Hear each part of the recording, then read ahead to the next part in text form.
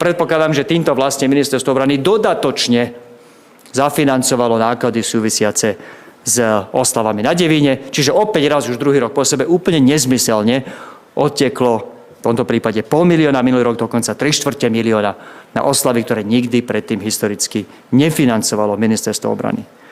A tu už ani nerátam tú položku, ktorú sme začali, ktorá bola v médiách tak veľmi prominentne za ostatných pár dní, a to sú tie business jety. Kaliňák nám tvrdil, že toto bude na obranu. Prosím vás. Pozreli sme sa, kto iný to má ešte vo výbave. Majú to Nemci, áno, nemecké vojenské letectvo má tie isté business jety a na rovinu napísali, keď si to kupovali, na rovinu, že toto je hlavne pre rozvážanie parlamentných a vládnych delegácií na podujatia.